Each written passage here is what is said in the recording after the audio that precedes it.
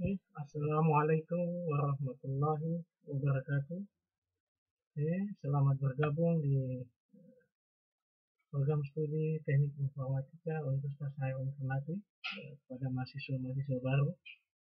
Selamat bergabung.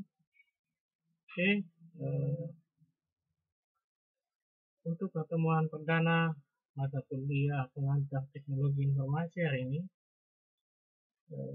kita akan membahas tentang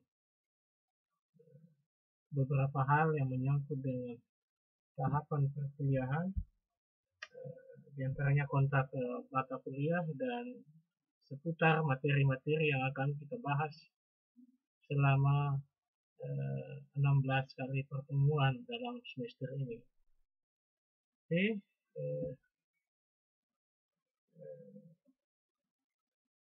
Ada beberapa hal yang harus diperhatikan sebelum kuliah ini dimulai.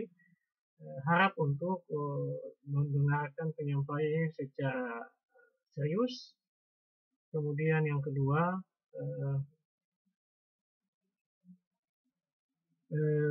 siapkan peralatan.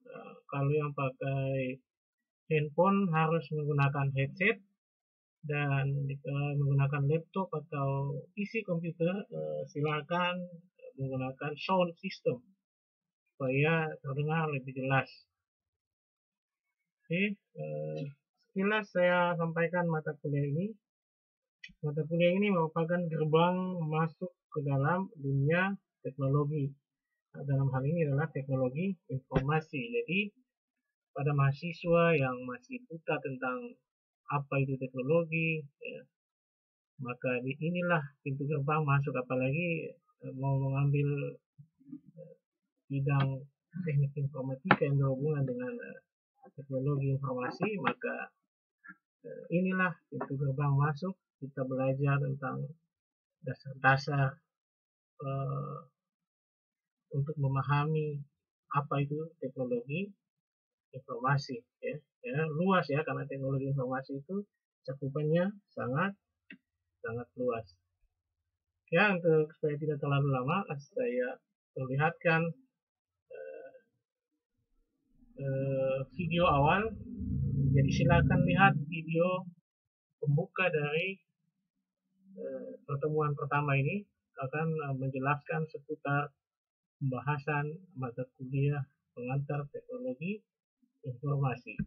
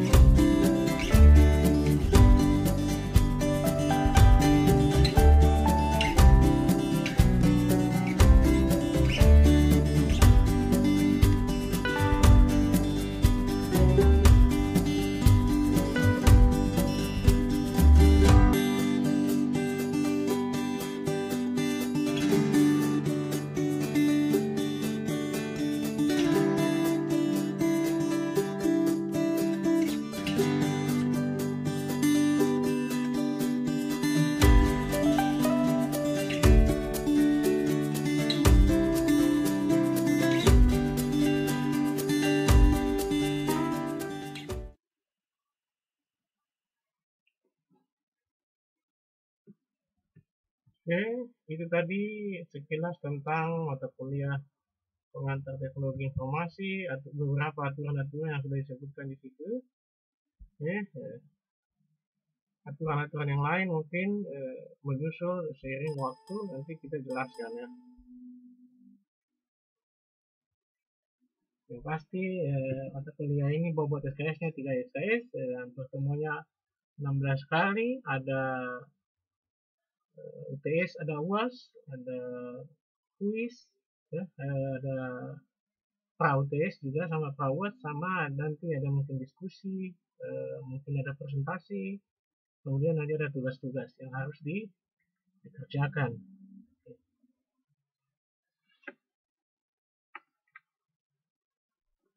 Oke, selanjutnya kita masuk ke materi awal tentang pengantar teknologi informasi. Berikut silahkan lihat sedikit video tentang teknologi yang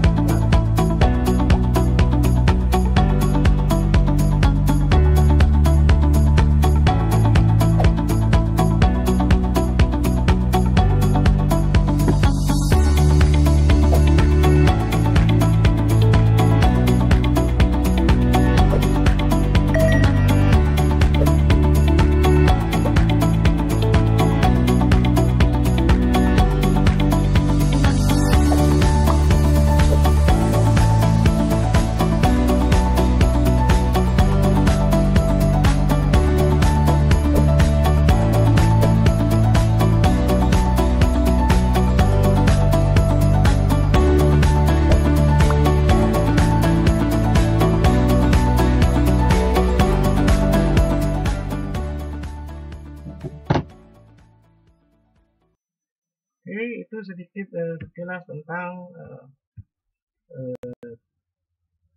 penerapan teknologi informasi di zaman industri revolusi industri 4.0. Oke, sebagai awal dari pembahasan materi ini, kita uraikan sedikit dulu tentang sejarah perkembangan informasi ya, sejarah perkembangan informasi. Karena yang kita bahas ini pengantar teknologi informasi, jadi kita yang paling awal kita bahas adalah objeknya. Objeknya di sini adalah informasi. Teknologi itu hanya sebagai toolsnya saja, alat. Karena yang diolah itu adalah informasi. Oke, yang pertama evolusi abad informasi. Jadi abad informasi juga punya proses yang namanya evolusi. Evolusi adalah proses perubahan. Yang pertama pada abad pertanian, itu diantara di atas tahun 1800, di mana pada zaman itu orang pekerjaan industri orang di waktu itu adalah bertani. Masyarakat di zaman tahun 1800 rata-rata adalah bertani. Mereka menggunakan tenaga manusia dan tangan. Jadi di atas tahun 1800 itu, kurang dari tahun 1800 itu, jadi di bawahnya ya, di bawah, jadi 1800 turun ke bawah. Itu orang profesi masyarakat di zaman itu adalah dia bertani. Dia menggunakan tenaga manusia dan tangan. Jadi informasi yang berkembang di zaman di bawah tahun 1800 adalah bagaimana dia bertani yang baik, bagaimana dia menggunakan tenaga manusia dan tenaga tangan dalam bercocok tanam, ya, berkebun untuk mendapatkan, dan dia juga bertugas untuk bagaimana membuat hasil pertaniannya itu bisa menghasilkan produksi yang baik. Ya, jadi di abad-abad pertanian itu orang kerjanya cuma bertani. Kemudian naik ke berikut di abad industri di tahun 1800 sampai tahun 1957.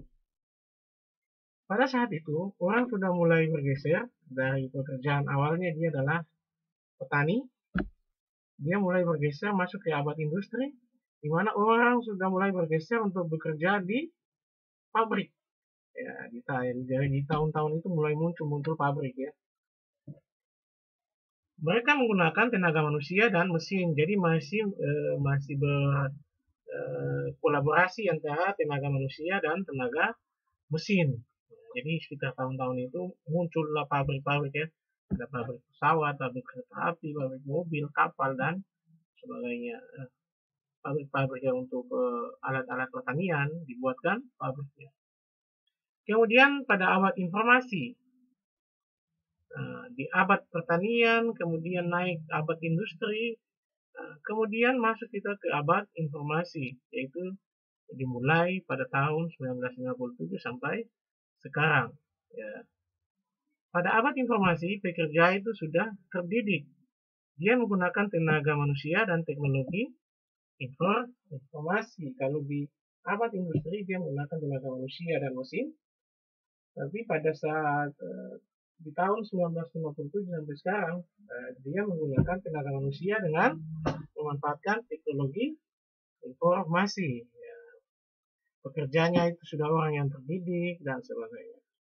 Jadi di tahun 1957 ke atas, orang bekerja di lingkungan informasi. Dia mengelola informasi, entah itu informasinya lewat radio, surat kabar, televisi, lewat internet, ya. Dan orang yang berkecimpung di dalam bidang teknologi abad informasi itu bekerjanya hanya seputar situ. Bagaimana dia membaca berita, sudah dibayar, bagaimana dia menjual koran, dia sudah bisa dibayar, ya. Orang yang menyediakan fasilitas untuk informasi dibayar, semuanya dibayar. Kemudian, masyarakat informasi adalah suatu masyarakat di mana lebih banyak orang bekerja dalam bidang penanganan informasi daripada bidang pertanian dan industri. Ya, tadi sudah disebutkan di atas. Kita sekarang hidup di era masyarakat informasi. Informasi dijual. Sekarang orang mau menonton tayangan di internet, dia harus bayar. Dia harus memiliki semacam paket data baru bisa mengakses informasi tersebut. Jadi dibayar. Apalagi dia mau membaca koran, dia harus membeli koran untuk mendapatkan informasi. Jadi lingkup pekerjaan kita hidup di era masyarakat informasi itu semuanya dibisniskan. Ya. Jadi orang fokus ke penanganan, walaupun di bidang pertanian dan industri masih ada, akan tetapi lingkup bidang pekerjaan di bidang penanganan informasi itu skalanya lebih besar. Di lapangan kita lihat sendiri kan bagaimana orang hidup dengan informasi harga barang, ya, informasi pekerjaan, ya, semua uang itu, ya, semua menghasilkan uang. Ya. Orang yang cuma kerjanya duduk-duduk di kantor, menerima semacam operator, ya, menerima telepon masuk, telepon keluar, dibayar. Dia menangani informasi. Ya. Dan informasi itu sesuatu yang cukup penting dan cukup mahal di era masyarakat informasi. Apa? Ternyata tadi pagi ada informasi diskon barang. Itu kita ketinggalan informasi, sudah selesai. Oh, ternyata tadi ada informasi lowongan pekerjaan, kita ketinggalan informasi, selesai. Ya.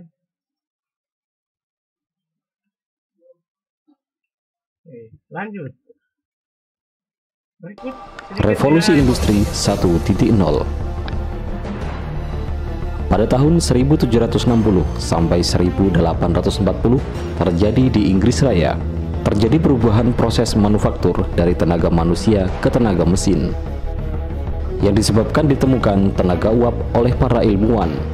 Tahun 1764, James Watt menciptakan mesin uap. Kemudian pada tahun 1783, Marquis de Joffre menciptakan mesin uap penggerak kapal. Kemudian pada tahun 1904, Richard Trevithick menciptakan lokomotif uap pertama. Dampak revolusi industri 1.0 terjadi pengangguran massal. Kemudian terjadi demonstrasi massal menuntut lapangan kerja. Tenaga mesin menjadi jauh lebih murah. Revolusi Industri 2.0. Kemudian pada tahun 1840 sampai 1870 terdapat perubahan penelitian listrik. Dari keingintahuan sains berganti ke listrik yang berguna bagi kehidupan modern. Kemudian pada tahun 1843, Ernest Werner von Siemens menciptakan telegraf kode Morse. Kemudian pada tahun 1870 sampai 1879, Thomas Alva Edison menciptakan telegraf pita kertas dan lampu. Disusul kemudian pada tahun 1908, Henry Ford mengubah pabriknya dengan menggunakan ban berjalan. Dengan ban berjalan, biaya produksi jauh lebih murah, sehingga dapat menurunkan harga hingga 300% dan Ford cepat menguasai pasar mobil. Akibatnya banyak pabrik mobil ditutup karena kalah bersaing. Puncaknya tahun 1930, industri mobil turun drastis dari 250 perusahaan menjadi 20 perusahaan. Revolusi Industri 3.0 tahun 1970. Dengan ditemukannya PLC atau Programmable Logic Controller, mesin industri dapat berjalan sendiri, biaya produksi makin murah. Ditandai perubahan dalam industri musik dengan lahirnya musik digital yang cepat menguasai pasar. Terjadi juga dalam dunia fotografi.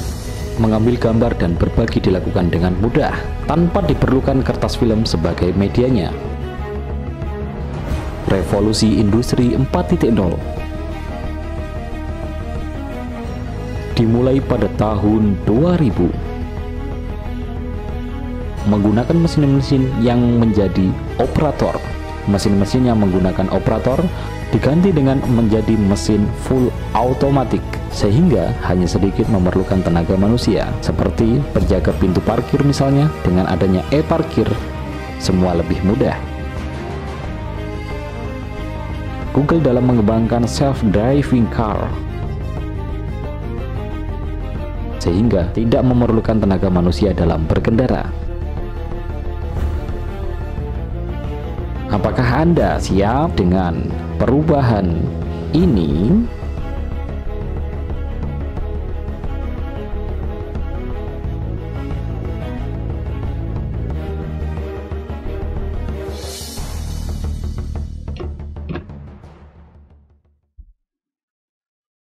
Oke, itu tadi sekilas video tentang era evolusi industri yang menggambarkan bagaimana pekerjaan-pekerjaan manusia yang sudah digantikan dengan mesin. Ya, tadi sudah kita bahas di atas, mulai dari era pertanian, era industri, kemudian era teknologi informasi.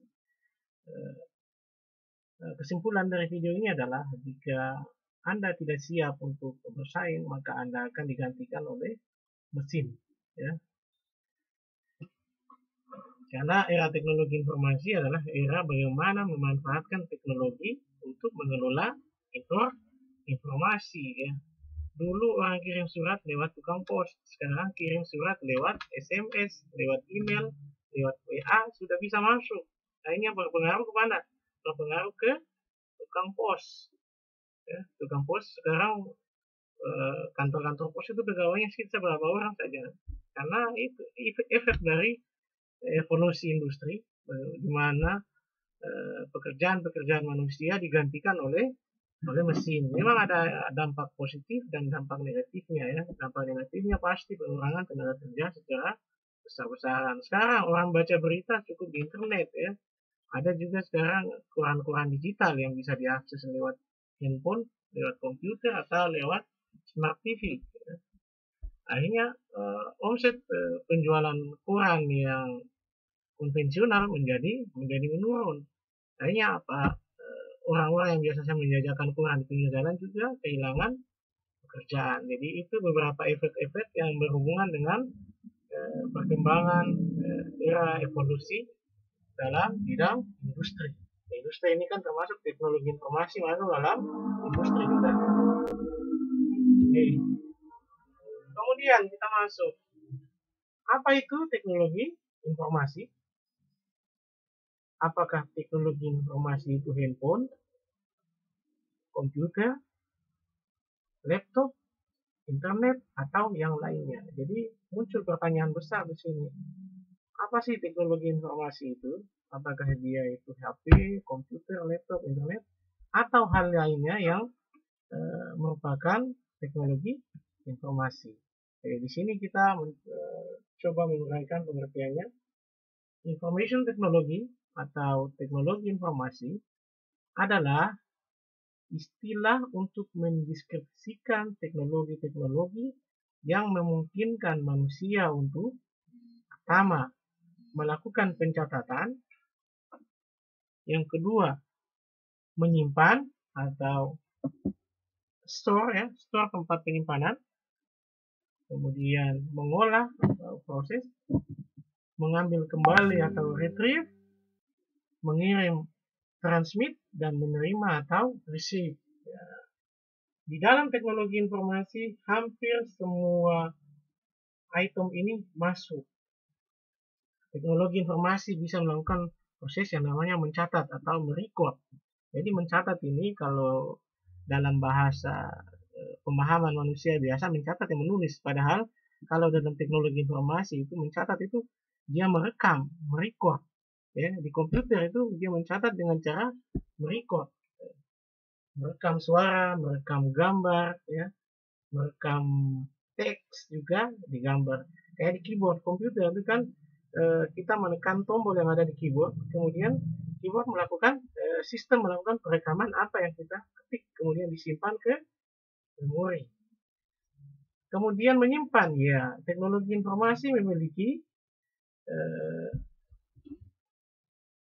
kemampuan untuk menyimpan. Jadi dia membantu manusia dalam mengerjakan pekerjaan-pekerjaan yang tadinya dibuat oleh manusia bisa dikerjakan oleh komputer.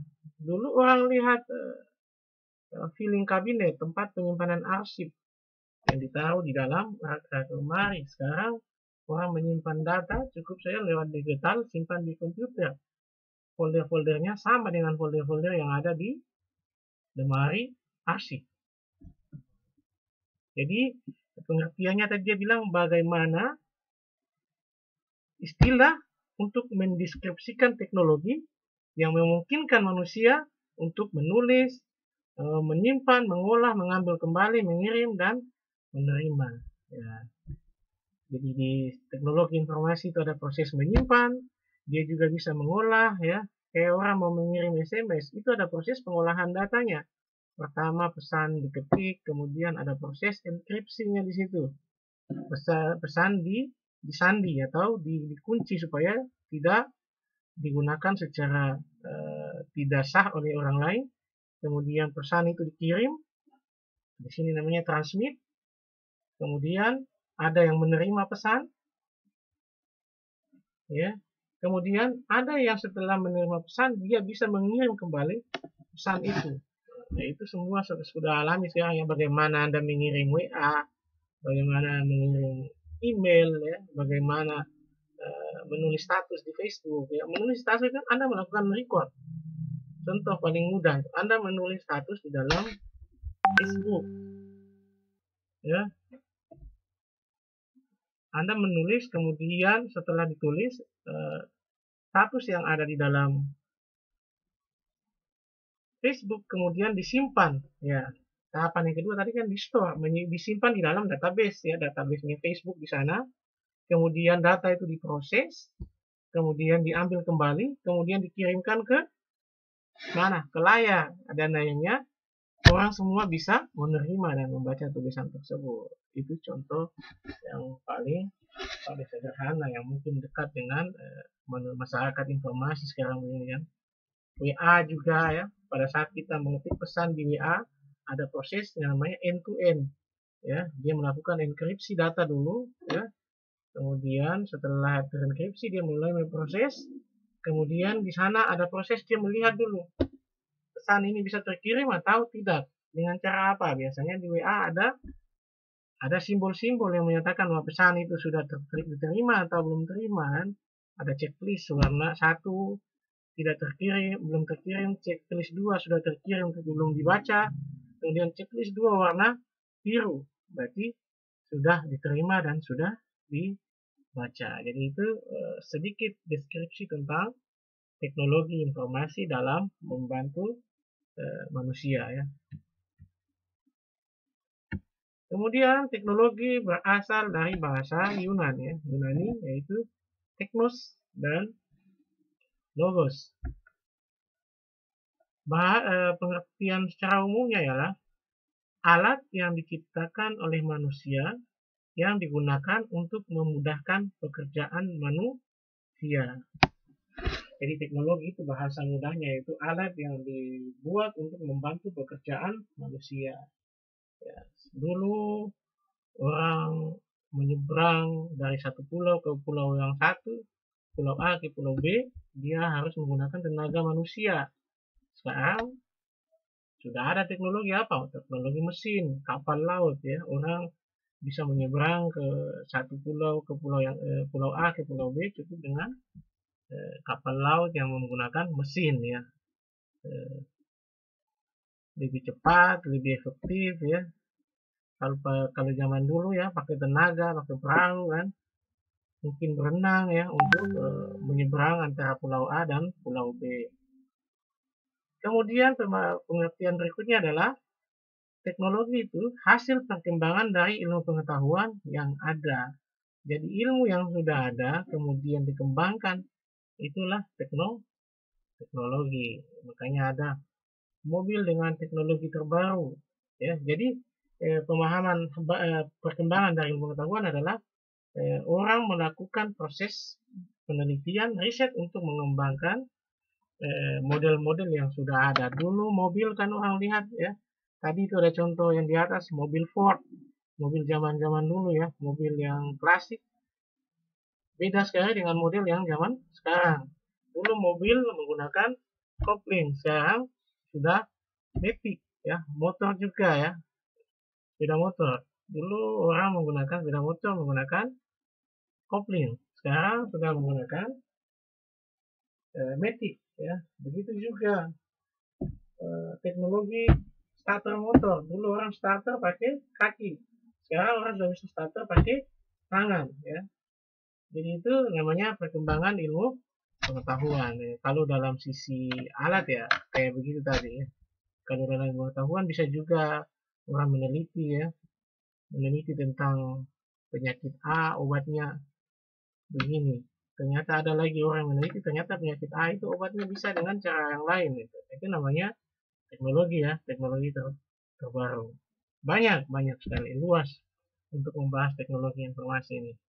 Jadi diingat-ingat saja, jangan lihat pengertiannya yang membuat sulit memahami. Jadi berpikir cepat bahwa teknologi informasi itu adalah alat yang diciptakan oleh manusia dan untuk membantu manusia dalam pekerjaannya, memudahkan pekerjaan manusia. Kemudian definisi yang lain, teknologi adalah ilmu yang berkaitan dengan seni atau sains dengan pengaplikasian pengetahuan saintifik ke dalam praktis. Jadi pengetahuan saintifik itu kan masih dalam bentuk sains ya. Dia diterapkan ke dalam bentuk yang praktis. Kalau orang mau belajar begini, membuat program, menghitung program sederhana kalkulator, ya orang kan lihat yang praktisnya, oh kalkulator begini. Tapi kalau dia belajar saintifiknya susah, dia harus belajar coding, ya. Jadi menurut dalam pengertian yang lain, bagaimana seni atau ilmu pengetahuan, sains yang mengaplikasikan pengetahuan dalam bentuk sains ke praktis ya. Orang sekarang kan cuma tahu pakai handphone, dia tidak tahu ilmu dalam membuat handphone. Ya. Orang cuma tahu pakai kalkulator, dia tidak tahu bagaimana sampai kalkulator itu bisa dipencet tombolnya muncul angkanya. Handphone juga begitu ya. Itu namanya scientific. Sainsnya itu diaplikasikan dalam bentuk praktis yang bisa digunakan oleh manusia. Aplikasi praktis dari sains dalam industri atau bisnis dan pendidikan. Jadi teknologi itu bisa diartikan juga adalah aplikasi praktis dari sains dalam industri bisnis dan pendidikan. Ya, pendidikan sekarang kita lihat orang bisa mengajar lewat online kan, bisa mengerjakan tugas lewat online ya, e-learning, bisa video call ya. Kemudian bisnis apa? Orang bisa berbisnis jual beli sekarang lewat internet, yang dahulunya orang harus ke pasar ya. Sekarang orang cukup dengan bisnis-bisnis online, pesan barang-barang diantar kan, tinggal transfer uang sudah selesai ya. Apa misalnya Gojek ya, Grab ya, angkutan transportasi darat ya, menggunakan teknologi informasi ya. Dulu orang harus keluar ke depan rumah untuk mencari angkutan transportasi, sekarang di dalam rumah cukup pencet handphone sudah mobil datang, motor datang. Atau kita mau pesan makanan ya, tinggal pencet handphone, makanan diantar ke rumah. Jadi itu contoh penerapan aplikasi ke dalam industri dan dunia pendidikan. Kemudian yang berikut, pengertian teknologi informasi. Teknologi informasi adalah istilah terhadap berbagai macam hal dan kemampuan yang digunakan dalam pembentukan, penyimpanan, dan penyebaran informasi. Tadi kita bahas teknologi, kemudian digabungkan dengan informasi, karena yang diolah adalah informasi. Teknologi hanya cuma alat. Ya, bagaimana alat itu mengelola informasi. Informasi dibentuk, disimpan, dan disebarkan. Ya. Sekarang informasi kita ketik saja di Google itu langsung dapat semuanya. Ketik apa saja, internet di Google pasti ada, ya. Dan tampilan datanya itu bisa sampai ratusan ribu sampai jutaan data yang ditampilkan. Jadi itu ya pengertian teknologi informasi secara sederhana itu. Teknologi informasi adalah berbagai macam hal dan kemampuan, ya, berbagai macam ya, berarti banyak berbagai macam hal dan kemampuan yang digunakan dalam membentuk, menyimpan, dan menyebarkan informasi ya. Informasi itu kan fakta atau kenyataan yang kumpulan data dan fakta yang merupakan kenyataan yang bisa dipertanggungjawabkan dan bisa untuk masa yang akan datang ya. Oh, dulu orang pernah dengar informasi, saya mendapatkan informasi bahwa dulu komputer zaman dulu itu lambat, apalagi cuma Pentium 4 atau Intel Celeron, itu namanya informasi ya. Makanya dia berfungsi untuk masa depan itu begitu. Nanti di satu saat orang, oh ternyata komputer Pentium 4 itu lambat, dia lebih bagus komputer Core i7 atau Core i5 gitu. Itu maksudnya itu. Kalau dia tidak punya informasi tentang itu, dia tidak akan bisa menjelaskan bahwa komputer yang lama Pentium 4 dengan Core i7 itu ternyata berbeda. Dia tahu itu karena ada informasi. Dia dapat informasi dari mana? Dari hasil penyimpanan dan pembentukan. Ya. Orang mengetik di Facebook, kemudian data itu dibentuk, dikirim, dienkripsi, segala macam prosesnya, sampai di database, ditampilkan kembali, disimpan, ditampilkan kembali, data itu tersebar. Ya, jadi itu pengertiannya secara sederhana. Pengenalan teknologi informasi selanjutnya, perlunya teknologi informasi karena satu, kompleksitas tugas manajemen, yang kedua pengaruh globalisasi, yang ketiga perlunya respons time cepat, yang keempat tekanan persaingan bisnis ya.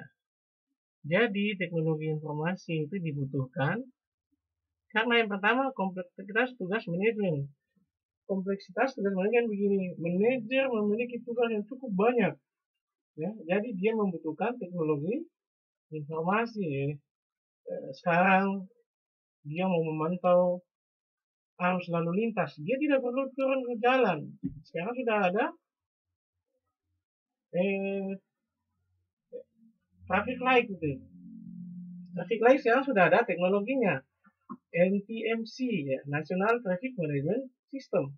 Orang cukup duduk saja di depan komputer, dia bisa lihat ada kejadian tabrakan di mana, ada kemacetan di mana, ya, ada orang yang menerobos jalur di mana, gitu. Bahkan sekarang yang lebih canggih kan sudah ada tilang online ya. Di posisi-posisi tertentu sudah dipasang alat yang bisa merekam seorang pengendara mobil atau motor yang melakukan pelanggaran, secara otomatis terekam plat nomornya dan langsung dikirimkan surat tilang ke rumah. Jadi itu contoh kompleksitas tugas manajemen. Tugasnya terlalu banyak, hanya dia bagaimana mencari cara supaya menggunakan teknologi untuk membantu dia dalam menyelesaikan masalah yang dihadapi. Kemudian yang berikut, pengaruh globalisasi. Ini hal yang pasti, sebuah industri kalau tidak mengikuti perkembangan era globalisasi maka dia akan ketinggalan. Orang jualan sudah online, dia masih tetap saja offline ya. Hanya tertinggal ya. Kemudian perlunya respon time cepat ya, ini juga kan. Dulu orang pesan makanan lama, harus ke pasar, harus ke tempatnya, harus ke warungnya. Sekarang dia cukup tekan handphone, barang sampai di rumah ya. Dulu orang transfer uang harus ke ATM atau harus antri retailer, sekarang dia cukup menggunakan apa? Mobil banking, dia sudah bisa mengirim uang. Kemudian yang keempat, tekanan persaingan bisnis ya. Akumulasi dari poin 1, 2, dan 3 ini melahirkan yang namanya tekanan persaingan bisnis. Oh, ada perusahaan A dan B. Perusahaan A ini responnya cepat, akhirnya perusahaan B merasa tertekan ya. Dia harus lebih cepat dari perusahaan A. Begitu juga pengaruh globalisasi. Oh, ternyata perusahaan A itu sudah menggunakan toko online dalam menjual produk-produknya. Toko B menjadi tersaing. Dia juga mau membuat yang kayak begitu. Itu contohnya bagaimana perlunya seseorang memanfaatkan teknologi informasi karena 4 hal ini. Pekerjaannya terlalu besar, pengaruh terhadap perkembangan globalisasi zaman, kemudian orang zaman sekarang perlunya respon cepat, ya. Kalau respon lambat dia cari yang lain. Kemudian tekanan persaingan bisnis, karena bisnisnya sudah terlalu padat, akhirnya dia harus memanfaatkan teknologi. Bagaimana informasi-informasi yang muncul sekarang, beberapa swalayan dan toko-toko di kota-kota besar itu sudah mulai tutup karena kalah persaingan bisnis diakibatkan oleh pemanfaatan teknologi informasi. Bagaimana ojek konvensional ya kalah dengan ojek online sekarang ya. Bagaimana taksi-taksi yang konvensional kalah dengan taksi-taksi online ya. Bahkan ada yang punya orang yang punya toko, sekarang tokonya tutup, dia kerja menjadi driver ojek online ya. Itulah beberapa hal yang berhubungan dengan kenapa orang perlu menggunakan teknologi informasi. Sekarang tukang jual sayur di pinggir jalan pun menggunakan handphone ya, pesan antar ya.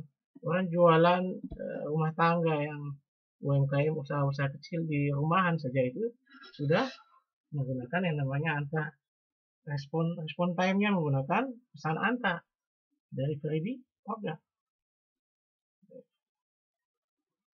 Jadi kita hidup di era masyarakat informasi, kita perlu teknologi dalam mengelola informasi.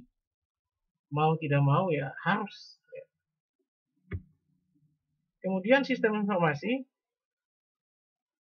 Sistem informasi adalah sistem yang menggunakan teknologi komputer untuk mengumpulkan, memproses, menyimpan, menganalisis, dan menyebarkan informasi. Ya, kalau sistem informasi itu sudah dalam bentuk penerapan aplikasi. Teknologi informasi itu perkembangan ilmu pengetahuannya, sistem informasi itu adalah penerapan dalam bentuk aplikasinya di situ, di sistem informasi. Contoh sekarang kan mahasiswa yang baru juga mengakses SIMAK, itu kan sistem informasi.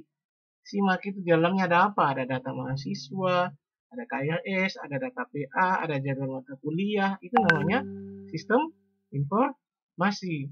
Kemudian apa lagi? Sistem UKT kemarin ya, isinya data mahasiswa, data kelulusan, data pembayaran, dan macam-macam itu. Namanya sistem informasi. Kartu ATM itu juga sistem informasi, di dalamnya ada saldo, ya, kemudian ada transaksi, ya, kemudian ada menu-menu yang lain, ya. Itu namanya sistem informasi. Kemudian sekarang ada kelas virtual lagi, ya, kelas virtual yang harus diakses oleh mahasiswa, itu namanya sistem informasi. Di dalamnya ada materi kuliah, ada jadwal kuliah, ya, ada tugas, ada kuis, dan macam-macam, ya. Jadi itu pemahaman apa yang dimaksud dengan sistem informasi.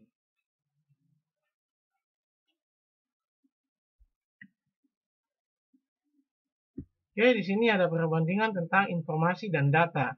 Data itu adalah data mentah, contoh Nurul, Ciparai, bahasa Inggris 18. Ini data. Orang tidak tahu apa yang data ini. Makanya data itu sesuatu yang belum punya nilai, ya. Kumpulan fakta dan data nyata, kumpulan fakta itu data itu masih terpecah-pecah, ya. Nurul, Ciparai, bahasa Inggris 18. Orang tidak tahu ini apa maksudnya. Nah, kalau dia sudah jadi data ini kemudian diolah menjadi informasi. Informasinya menjadi begini. Data yang terstruktur, informasi adalah data yang terstruktur dari hasil olahan. Ini data yang belum terstruktur. Kalau informasi itu data yang sudah terstruktur. Contoh 086 Nurul, 06 Kabupaten Bandung, Jalan WA 9 Ciparai, gitu. Jadi ini nomor NPM mahasiswanya, ya. Ini nama, kemudian ini mungkin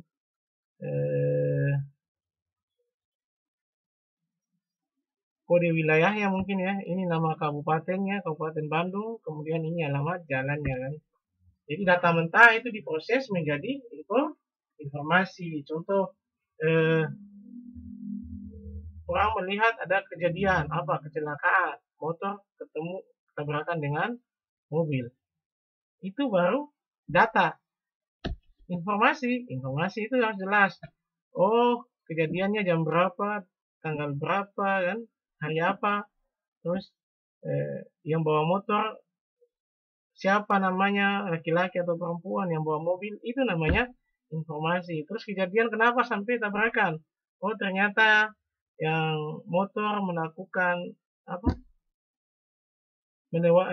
tidak mengikuti jalur yang benar, hanya diserempet oleh mobil. Nah, itu contoh.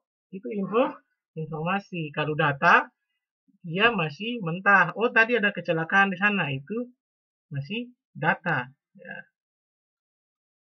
Masih terpecah-pecah, kan. Apa dengan apa? Motor dengan mobil. Nah, nanti orang turun, kemudian cari tahu, oh ternyata di jalan ini, di kelurahan ini, itu namanya informasi. Jadi proses informasi itu data dimulai dari data mentah. Data mentah itu diproses, kemudian jadilah sebuah informasi. Kemudian teknologi masa lalu. Teknologi informasi masa lalu. Masa lalu itu dia dalam bentuk goresan atau gambar, alat hitung, arsip, telegraf, banyak, ya. Dalam dulu itu kan orang masih pakai kalkulator dan macam-macam goresan. Kemudian ada goresan gambar. Arsitek itu, kan, orang arsitek itu kan menggambar. Sekarang sudah pakai teknologi AutoCAD, ya, kalau di komputer. Masa kini orang menggunakan komputer, fax, teleconference, ya. Dulu telegram itu sekali kirim pesan itu mahal karena dihitung per huruf.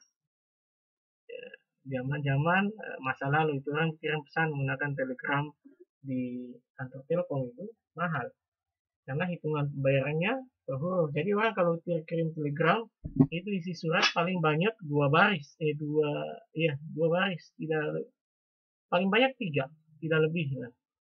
Karena mahal, pembayarannya mahal. Kemudian alat hitung, dulu mungkin orang masih pakai kalkulator yang manual, gitu, ya. yang masih sederhana. Sekarang orang sudah bisa menggunakan, untuk menghitung, orang sudah bisa menggunakan smartphone, sudah bisa menghitung, di komputer ada. Kemudian teknologi telekonferensi, orang sudah bisa berbicara dari satu kota ke kota yang lain, saling bertatap muka kan. Kalau di handphone ya video call kan, di HP video call juga ya. Jadi itu sedikit perbandingan antara teknologi zaman dulu ya. Gorisan gambar, sekarang orang bisa menggambar menggunakan Photoshop ya. Menggambar bangunan sudah ada AutoCAD ya, sudah ada. Kemudian mengapa informasi diperlukan? Alat komunikasi, sinyal, asap lampu, kode, Morse, gerak tubuh. Zaman dulu alat komunikasi ya pakai sinyal ya, pakai sinyal. Kalau di kapal ada sinyal, apalagi biasanya ada juga semacam alat SOS itu ya, pengirim asap itu. Kalau orang tenggelam atau kapalnya karam di tengah laut, biasanya dia menembakkan asap ke udara sebagai sinyal. Ada juga lampu sebagai tanda ya.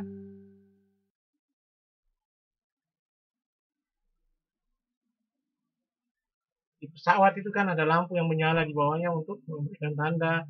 Terus di tengah-tengah laut biasanya ada lampu yang menjadikan tanda ada karang atau atol kan. Kemudian ada kode Morse. Kode Morse ini biasanya digunakan oleh militer kan.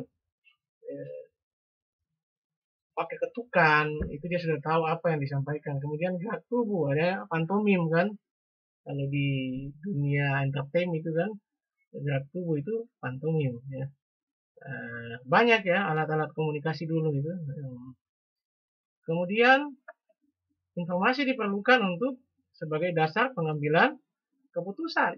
Orang mengambil keputusan itu berdasarkan informasi yang didapatkan dulu. Dia kumpulkan informasi. Oh, kasus perkelahian antara kampung A dan kampung B. Dia turun melakukan identifikasi di lapangan. Setelah mendapatkan informasi dapatkan, dia menyimpulkan, menghasilkan informasi, dan dia mengambil keputusan bahwa oh ternyata kampung A dan B berkelahi, itu yang masalahnya ini, yang memulai duluan siapa, dan hanya dia dapat mengambil keputusan untuk menyelesaikan masalah ini. Caranya bagaimana? Kemudian informasi itu juga diperlukan untuk hal-hal yang menyangkut kegembiraan ya. Informasi apa? Dapat hadiah kan, macam-macam lah ya. Hal-hal yang berhubungan dengan kegembiraan. Kemudian informasi apa saja yang didapatkan? Yang berikut ya, segala jenis apa saja. Apa saja yang bernilai, yang dia fakta dan dia benar, itulah informasi. Informasi khusus tergantung posisi, situasi, kondisi, atau relasi. Cara-cara mendapatkan informasi ini masih banyak yang model-model zaman dulu ya. Yang pertama pustaka ya, ilmiah, semi-ilmiah dan populer. Pustaka ini ya buku ya. Dalam cara mendapatkan informasi dulu melalui pustaka.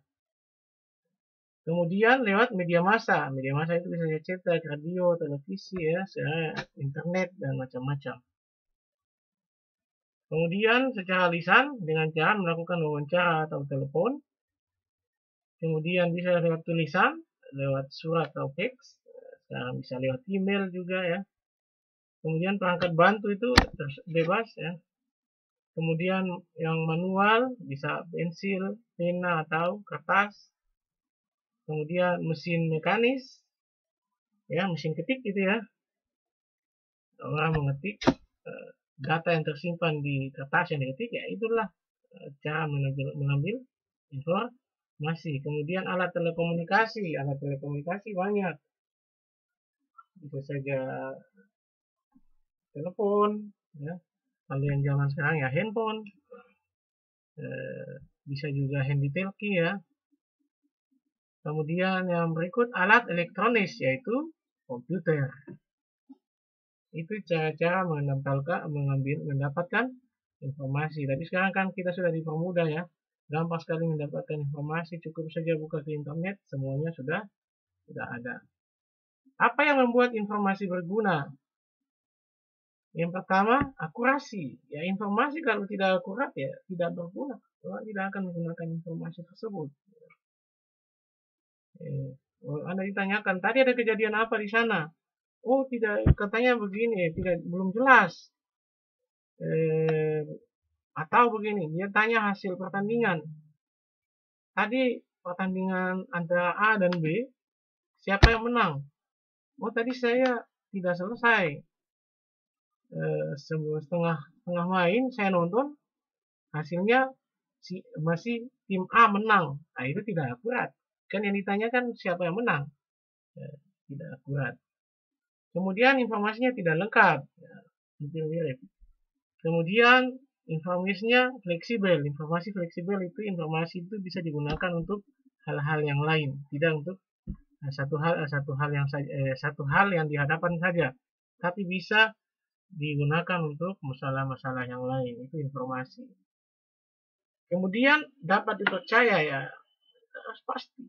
Ya, informasi kalau tidak dapat dipercaya berarti tidak berguna. Kemudian informasi itu harus saling ada keterhubungan. Kemudian yang berikut, informasi itu harus mudah diakses. Ya, kalau tidak bisa diakses berarti tidak berguna. Berdasarkan fakta. Ya. Ini kan hubungan timbal balik. Sedangkan informasi itu adalah kumpulan fakta. Berarti kalau tidak fakta berarti bukan informasi. Kemudian dia harus tepat waktu. Ya. Informasi itu tidak berguna bila tidak tepat waktu. Ada orang diskon besar-besaran jualan pakaian di toko A, tapi dia kasih tahu hari ini, orang jualannya kemarin. Nah, itu tidak berguna. Jadi tidak tepat waktu. Dan yang berikut tidak terkontaminasi, ya. Tidak terkontaminasi ini maksudnya sudah ada informasi-informasi yang tidak baik di dalamnya. Kemudian yang berikut komponen-komponen yang ada dalam teknologi informasi. Yang pertama hardware.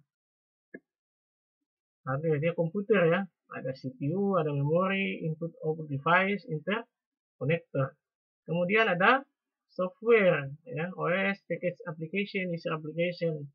Ada firmware, instruksi disimpan permainan dalam ROM. Ada brainware, itu adalah orang yang menggunakan, ya. Bisa saja end user, programmer, analis, ini nanti pelajari di materi berikut. Kemudian ada infoware, user manual, SMP atau cyber law. Oke, lingkungan kerja saat ini. Karakteristik lingkungan kerja saat ini adalah perubahan yang sangat cepat, ya. Beberapa survei menyatakan bahwa perkembangan teknologi informasi itu dalam 3 bulan itu berubah. Makanya dia sangat cepat. Bagaimana teknologi yang ada di handphone, teknologi yang ada di komputer itu hampir setiap saat dia melakukan update terhadap isi aplikasinya. Makanya perubahannya cukup cepat. Android sudah versi keberapa, Microsoft Office, Windows sudah versi keberapa, ya. Microsoft Word sudah versi keberapa, terakhir Microsoft Word itu sudah yang Microsoft Office sudah yang 2019. Ada lagi yang terbaru sekarang buat Office itu, buat kantor tuh Microsoft 365. Jadi perubahannya sangat cepat. Kemudian kompleks karena masalah yang dihadapinya cukup banyak. Ya, lingkungan yang ada saat ini. Kemudian ekonominya ekonomi global. Orang dari luar bisa masuk ke Indonesia, ya, masuk ke tempat kita, bisa bekerja di sini, ya. Apalagi kita yang punya skillnya di bawah rata-rata pasti tergusur oleh pekerja-pekerja dari luar. Itu lingkungan kerja saat ini, dan kenyataan di lapangan bisa terlihat bagaimana tenaga kerja dari luar yang cukup banyak berkeliaran di wilayah Indonesia, kan. Kemudian kompetisi super ketat, ya. Tadi sepertinya sudah dibahas di awal juga bahwa di lingkungan kerja saat ini kompetisinya sangat ketat, ya. Kemudian orang sekarang lingkungan kerja saat ini itu fokusnya pada pelayanan publik, itu yang paling dilihat. Kalau pelayanannya kurang bagus, orang pasti lari meninggalkan tempat lain. Pelayanan ini maksudnya begini, orang bisnis jual beli itu kan berhubungan dengan pelayanan. orang bisnis transportasi berhubungan dengan pelayanan, ya. Dua bisnis yang paling terbesar di Indonesia itu kan bisnis jual beli dan bisnis transportasi. Selain bisnis pertambangan itu kan hal yang lain. Ya. Akhirnya dia larinya ke pelayanan. Pelayanannya tidak bagus, Anda ditinggalkan.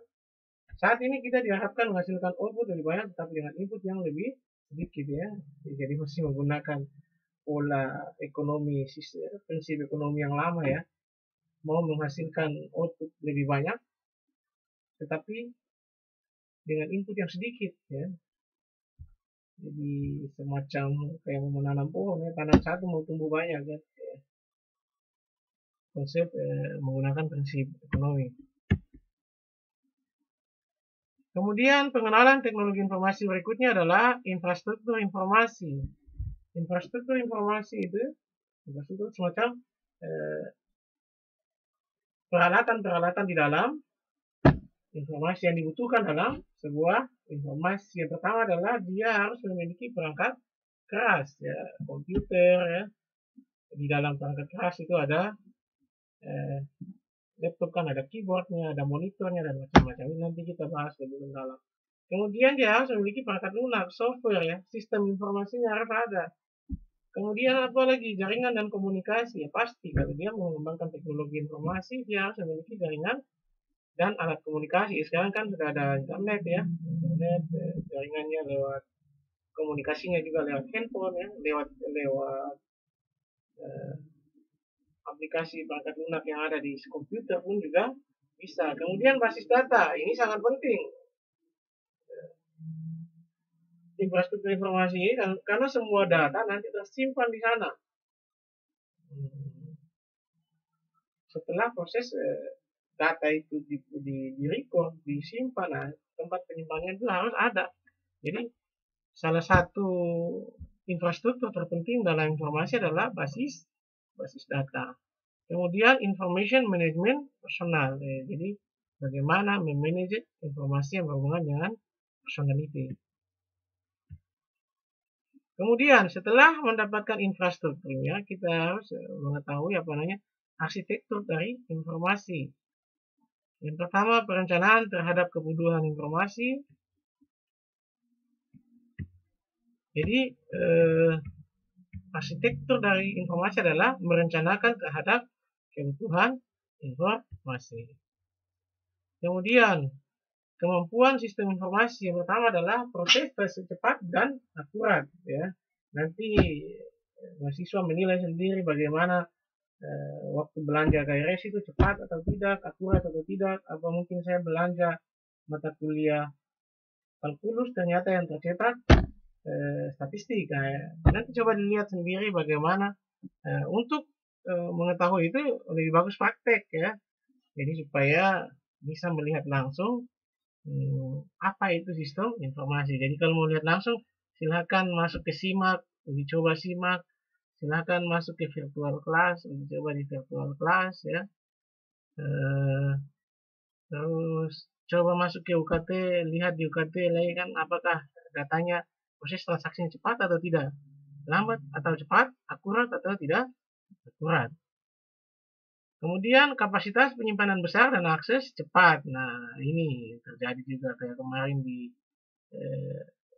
sempat ada sistem informasi BKD mengalami crash kemarin, ya. Akhirnya data-data banyak yang hilang, tapi karena ada database jadi tidak hilang, masih bisa dikembalikan kembali. Itu mungkin karena kapasitas penyimpanannya besar, kecil, aksesnya cepat. Jadi dalam sebuah sistem informasi itu poin 2 ini penting. Dia harus memiliki kapasitas penyimpanan yang besar dan aksesnya juga harus cepat.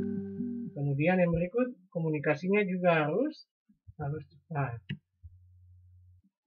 Kemudian tujuan teknologi informasi adalah memecahkan masalah, membuka kreativitas, efektivitas, dan efisiensi.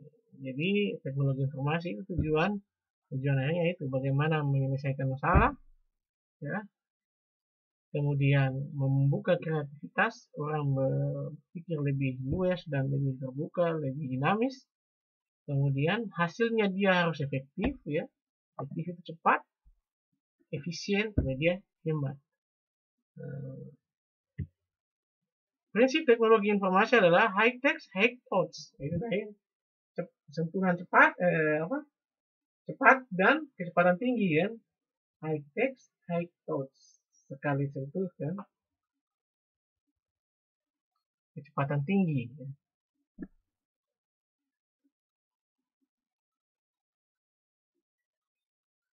Jadi semacam istilah sekali sentuh dia langsung merespon atau mendapatkan hasil. High tech, high touch. Fungsi teknologi informasi yang pertama menangkap, capture ya, kalau tadi menulis, mengolah, processing, menghasilkan, generating, menyimpan, storage, mencari kembali dan melakukan transmisi. Ya itu tadi sudah dibahas di atas. Keuntungan dari teknologi informasi adalah speed, konsistensi, presisi, dan reliability. Ya, kecepatan, konsisten, ya, presisi, dan reliability. Teknologi informasi dalam berbagai bidang, contohnya akuntansi, finance, marketing, produksi atau manajemen produksi, manajemen sumber daya manusia. Bisa juga dia sudah masuk sekarang ke e-learning ya. Sekarang yang kita gunakan ini e-learning. Penggunaan IT untuk lingkungan tersebut banyak organisasi menggunakan IT. Bahkan pada kasus-kasus tertentu solusinya hanya IT. Oleh karena itu pengetahuan tentang teknologi sangat penting saat ini. Ya tinggal dicoba dibayangkan sendiri saja ya. Sekarang ini apa sih yang tidak menggunakan teknologi informasi ya? Semua teknologi informasi. Kirim uang lewat SMS banking, hanya lewat ATM juga bisa. Ya. Sekarang dulu orang kirim uang tanpa ATM harus ke teller. Sekarang di ATM sudah bisa taruh uang di situ kan. Oke.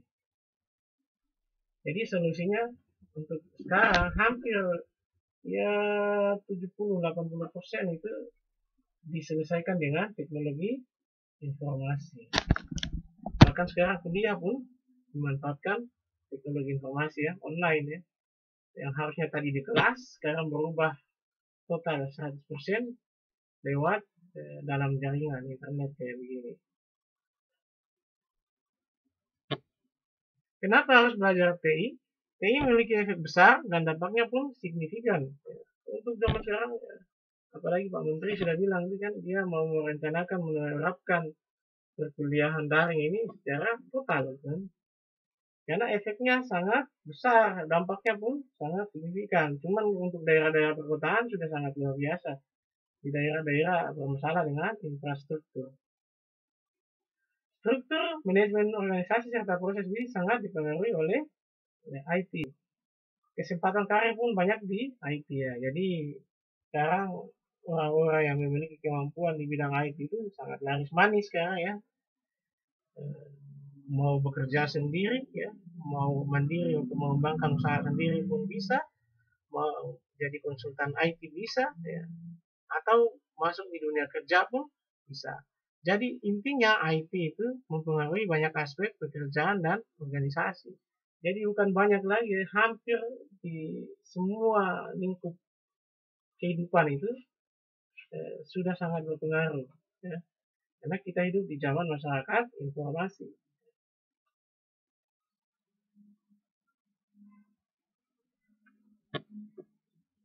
Oke, yang berikut, ini slide yang terakhir.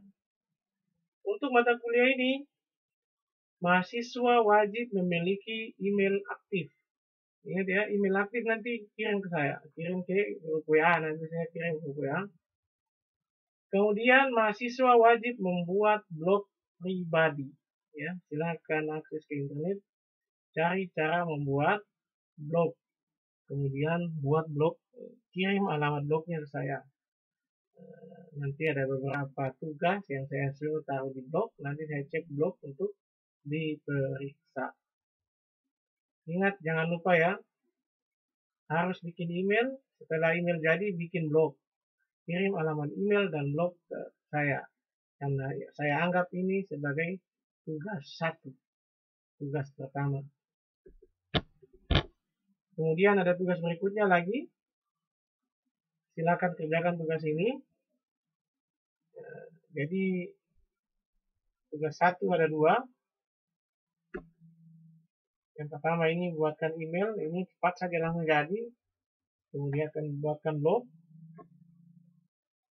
Nanti untuk email dan blog, ketua tingkat kumpul nama-namanya, kemudian ketik dalam satu lembaran di Word atau di Excel, terus ketua tingkatnya kirim ke saya. Oke, kemudian ini tugasnya ya. Ini tugas yang akan dikerjakan. Oke, cukup sampai pertemuan sampai hari ini.